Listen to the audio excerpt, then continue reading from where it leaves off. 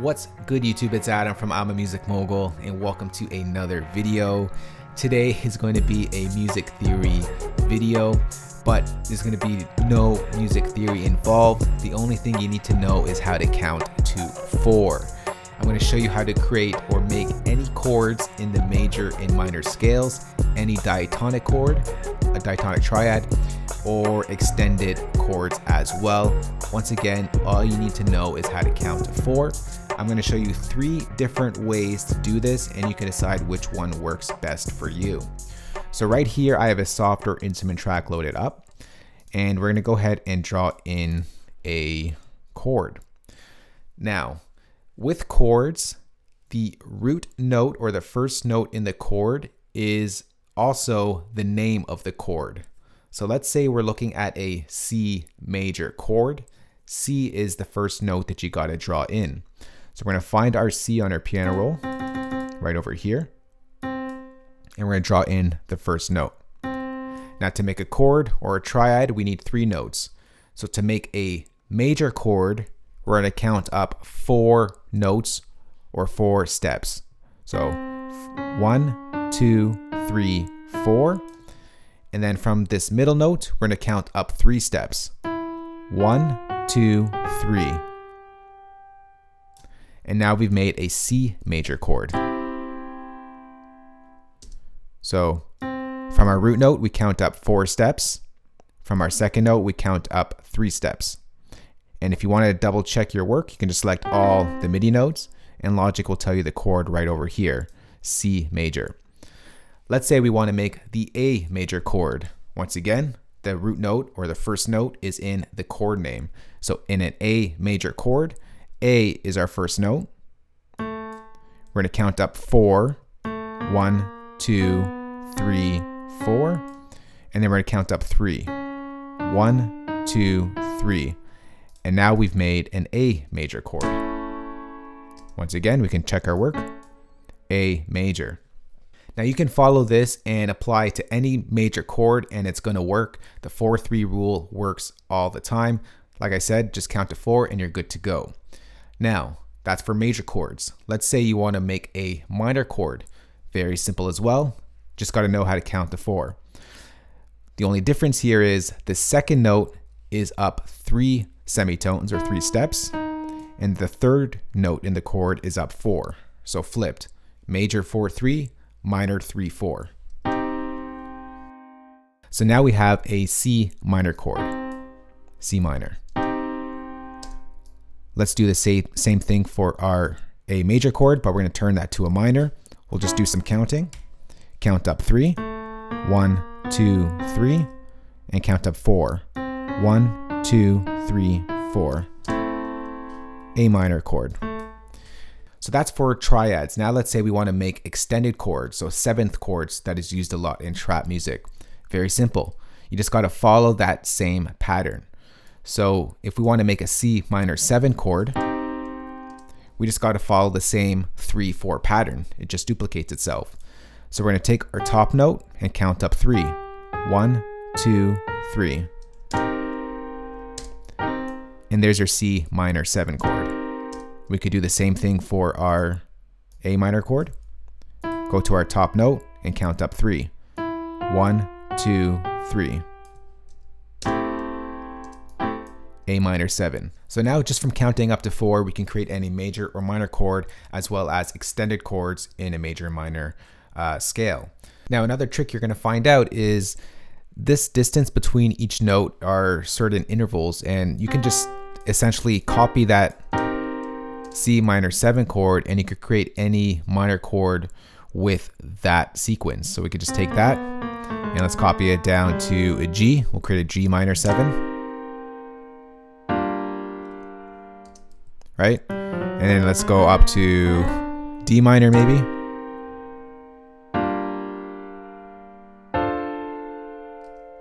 And maybe we could bring it back down to the root.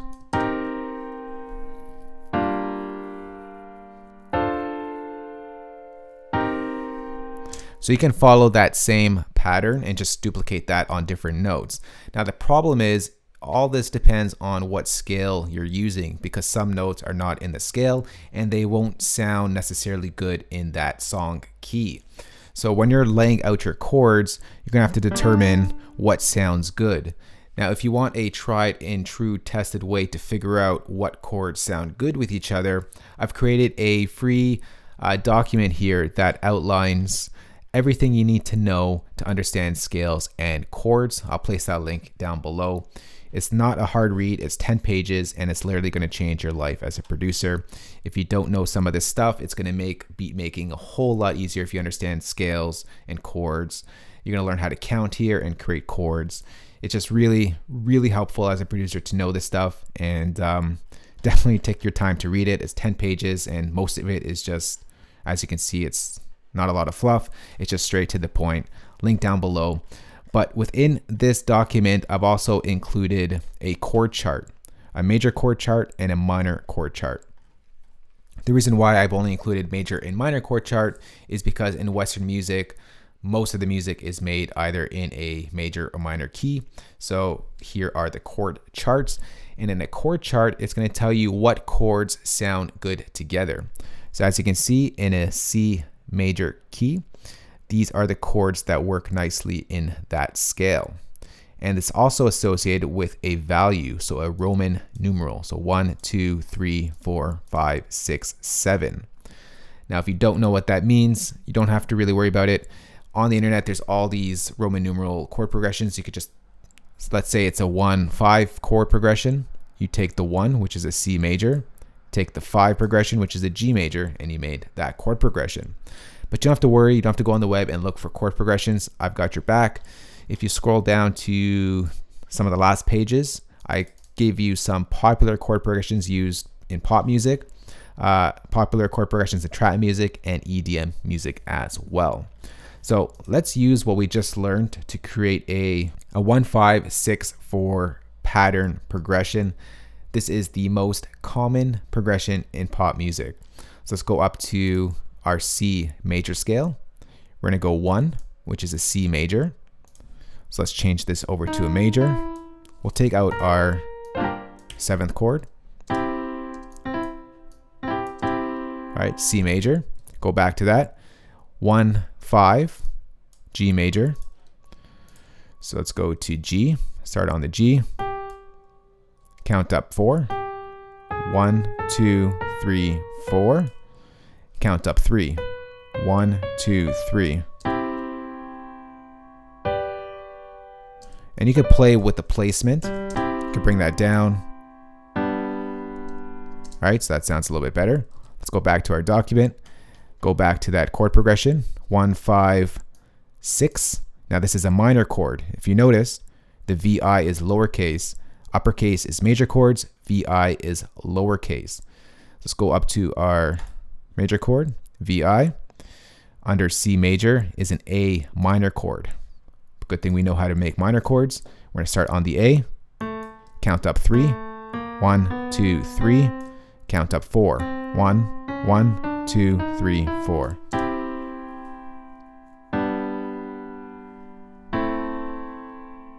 You probably heard this chord progression a bunch of times. We're going to go back here, go back to our thing, and we need to go create in a 4 chord, and that is a major chord because the Roman numerals are capitalized. So the 4 chord is an F major. Let's go ahead and draw that in. Start on the F. 1, 2, 3, 4. 1, 2, 3.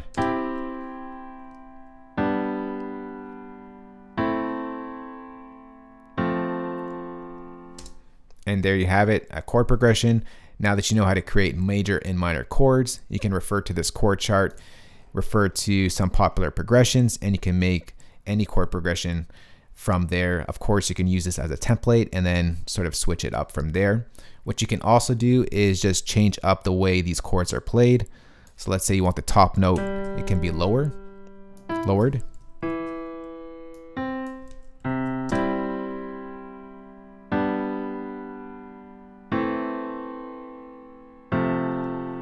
It changes the way they sound, but it's still the same chord, right? That's an F major, A minor, G, and a C major.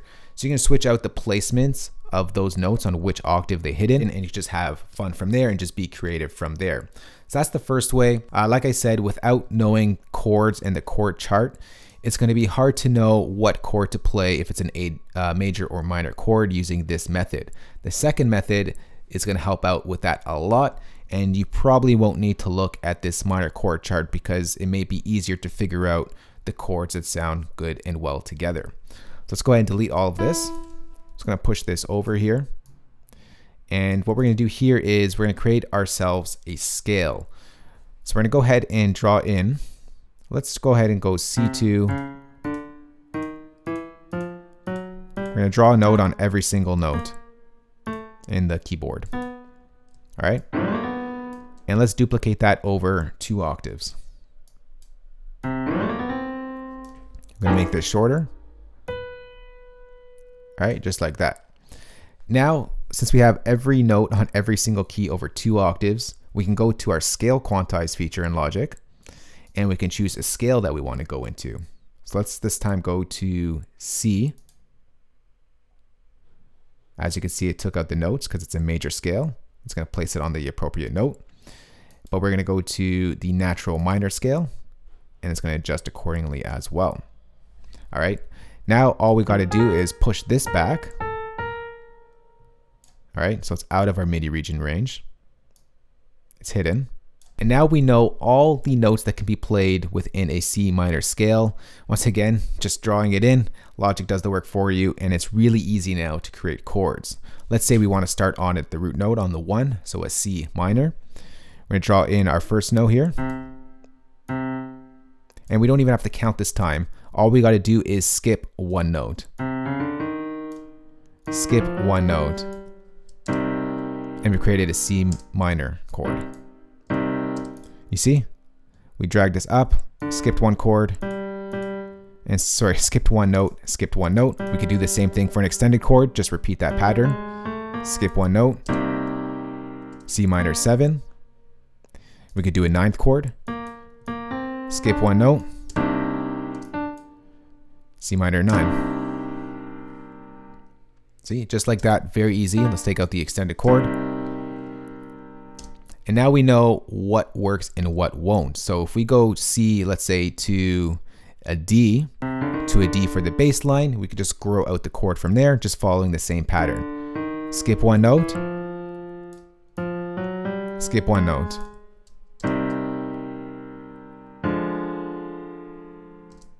All right, let's go up to, let's just continue up the scale here. Skip 1 note. Skip 1 note.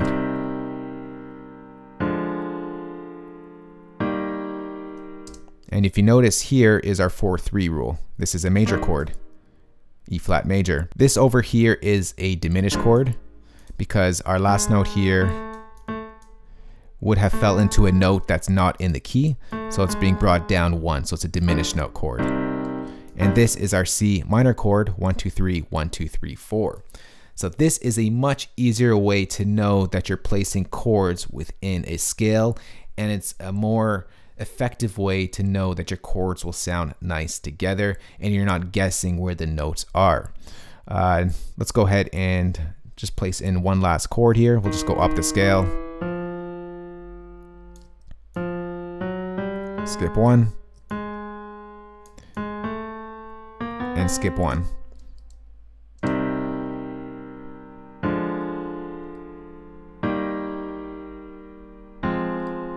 And of course, you could do the same thing here and play around with the placement.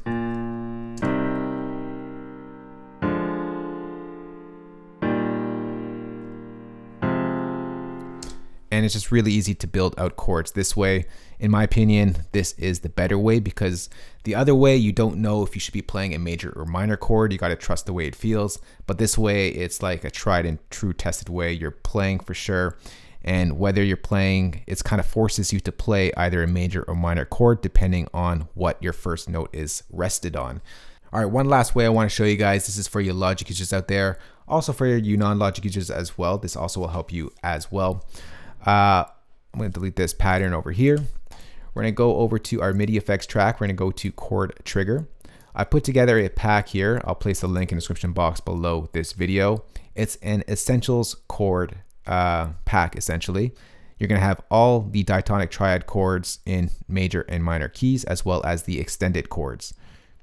So once again, if you know major minor, you're pretty much good for Western type of music, pop, EDM, trap, you're good to go. These are all the chords there, so you don't actually have to do all the work that we did in the first 2 steps, and you just kind of play out a chord by hitting one note.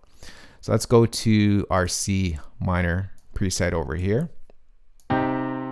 There's our first chord, second, third, fourth, fifth, sixth, seventh, and back to the C minor. What's also good about this preset is that the chords are laid out on its root note, C, so that you're also going to start to understand the notes involved in a C minor scale, also the root note of the chord as well. So not only is it easier to play the chords, but you're also learning the notes in the scale, so that when you're playing the chords, you're kind of playing only the notes in the scale. It sounds a little bit weird, but you will learn like this. So this is for Logic users out there. You could play out chords this way. Or for your non-Logic users out there, the pack also includes MIDI as well, where you can simply just drag in chords. So C minor, let's go to our C minor scale. It's separated by triad chords and extended chords. And these are really laid out nicely and labeled. You got your 1, let's just order it by name. You got your 1, 2, 3, 4, 5, 6, 7 chord. So if we refer back to our chord chart, let's go to our minor chord chart. And let's go to some chord progressions in trap. Let's do a 1, 6, 1, 5. And we're in this scale of C minor. So we're going to drag in the 1. We're going to drag in the 6. What was it here? 1, 6, 1, 5. Back to the 1 and then to the 5. So 1, 5. And this is how easy it is to put together a chord progression using this MIDI pack. I'm going to join that. Take off our chord trigger so we're not triggering those chords.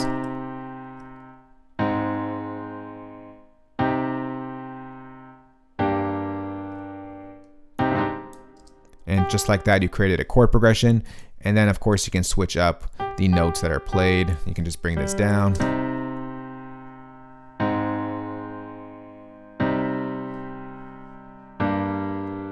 So it's a nice progression right there for trap music. You can also just quickly go ahead and bring it on a different sound. So it's not piano.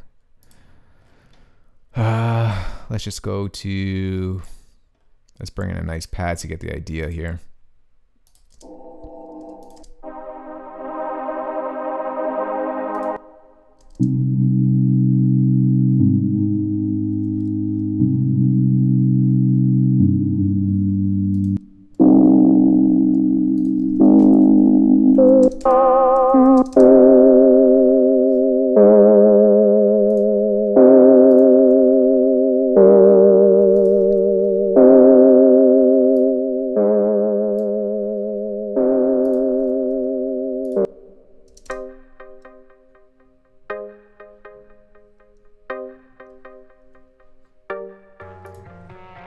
So that's it for me, guys. I know there may be some questions still on this. You can ask me in the comment section below, but I do hope that this simplified things a bit.